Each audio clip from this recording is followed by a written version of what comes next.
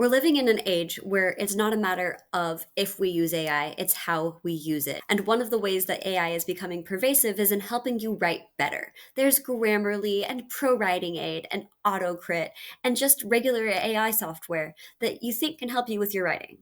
Let me show you one way that AI gets it wrong and then how to fix it.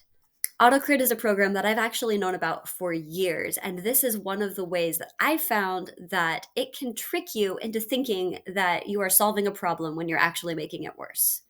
This is a report that you can run called Initial Pronoun and Names, and it is saying 46 of my sentences, and I had to repeat a paragraph to get it to run the report, are starting with an initial pronoun, he, it, or Jake. So what AutoCrit is telling us to do to fix this is to revise to vary your sentence openers. What AutoCrit isn't telling you is that they're diagnosing a symptom, not a disease. Opening too many sentences with pronouns is less a concern for rhythm and variety like I thought. Rather, it's evidence of a different problem entirely. But we'll get there. When I started writing, I didn't understand the concept of developmental editing. I figured any problems with my paragraphs could be fixed with attention to rhythm and spelling and grammar, and everything else about my writing was obviously perfect. So when I first used AutoCrit and I got dinged for too many initial pronouns, fancy writer that I was, I sat down to fix my sentences. I walk across the floor became carefully I walk across the floor. Boom, one down, several thousand to go. Right? It seems like an easy problem with an easy solution, but it can actually hint at deeper issues in the prose. Let's go ahead and actually read this paragraph now. Jake looked around the cave. He was nervous. Jake thought he had seen a dragon, but he couldn't be sure. He had heard a thud, but maybe that was something else. The dragon jumped out at him. Jake was scared. He screamed. The dragon chased him. He ran, but the dragon was fast. It blew fire toward him. Jake felt his shirt catch fire. He reached the end of the cave and ran all the way to the river. The dragon didn't catch him. This is a pretty extreme example. Every sentence here starts with a pronoun or a name.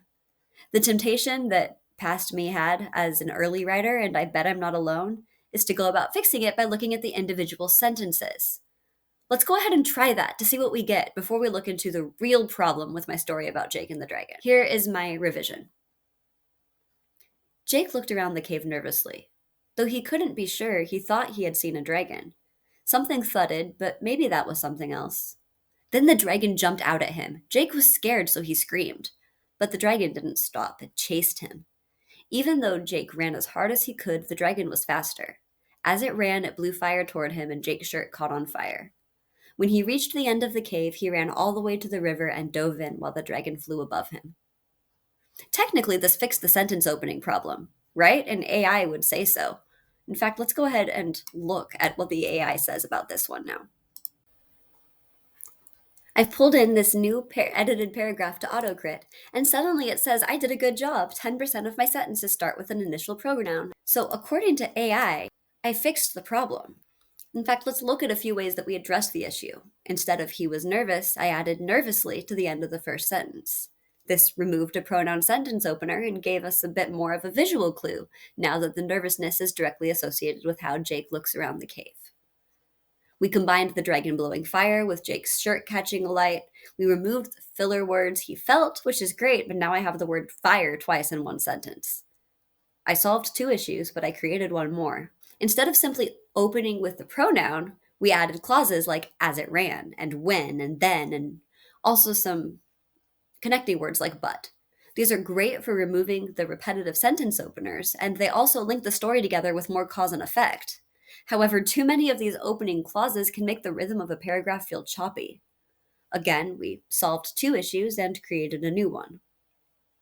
I won't deny the second paragraph is better than the first, but as I mentioned, we created problems as we fixed others. Suffice it to say that's unideal. What our Jake paragraph is really missing goes deeper than a few transitional phrases. Like I've hinted at, the issues here are developmental. The story isn't fleshed out. We're missing not only voice, but characterization, narration, description, things that elevate a story from something told to something experienced. The narrator in our paragraph is distant. We aren't really in Jake's head. We're told his emotions rather than being shown them. There's nothing that makes Jake special either. Plus, we haven't described anything but the action. What does the cave look like? Is it damp, warm, dark? You might have developed an image in your mind, but nothing is on the page. This might sound like a lot, but I mention all of these because it's in interweaving these concepts that we're not only going to solve the too many pronoun openings issue, but elevate the story to hopefully something compelling. So before we can really revise this, we need to figure out a few things about Jake. Has he seen a dragon before? Was he looking for one or looking for something else?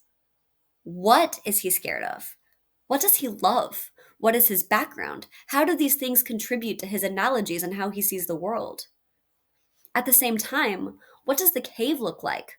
What does our dragon look like? Does it smell like fresh water or sulfur? Integrating sensory details are going to be an important part of fixing our paragraph. I decided Jake went into the cave on a dare from a friend who told him dragons live there. He didn't believe it, but the cave is starting to freak him out. Jake shouldn't have been there. The darkness was so deep and so pervasive that the few pierces of light were disorienting more than helpful. Just cracks in the ceiling, he told himself. Just sunlight seeping through. A thud interrupted his thoughts. Could it be a footstep? Piers had told him there were dragons here, and Jake had took his dare to prove him wrong. His odds weren't looking good. That thud again. It vibrated the walls until they almost hummed, stirring up dust that crowded into his nostrils. He coughed. The thuds got closer. It's your imagination. Nothing real here. Piers is a liar. And yet, maybe it was better to run. He stayed where he was just long enough to realize that one bluish spot of light was actually the eye of a gigantic dragon, before turning his back and sprinting for the entrance as fast as he could. Rock seemed to jut out of the ground to trip him, and Jake slowed. A spew of hot air, like the opening of a gigantic oven, swirled toward him from behind. He risked a glance over his shoulder. Flames shot toward him, illuminating the walls of the cave just as a rat skidded into a hole. Run, you idiot, run! Though he sprinted as fast as he could, the flames caught the edge of his shirt, singeing his skin as the thuds got louder and closer. Around a bend, the light broke through the darkness so completely it momentarily blinded him. The entrance! Finally! Jake ran toward it, uncaring that his eyes hadn't adjusted yet. Gravity and hope carried him down the hill toward the river he knew waited. A roar echoed from behind him as he splashed into the cool water. Flames died, though his skin still blistered from the heat. There was a dragon after all, then. One Jake had just released. Notice that fleshing out the details made the story longer, but hopefully it didn't feel quite as tedious to read or to listen to. We have a better sense of Jake's personality now. I never tell you he's nervous. I never tell you he's scared. I even dropped the scream from the final version, but we feel what Jake is feeling nonetheless because of his actions, his thoughts, and what he takes the time to describe in the narration. In that report that AutoCrit runs, I put the new file in here. It grew from 99 words that I had to repeat 3 times in order to run the report to 314. It was 3 times as long. Did it feel it? But also, we went from 10% of our fixed version to 18% now. We're still well below what it needs to be because this is how you solve the initial pronoun and names issue. So how does this apply to you?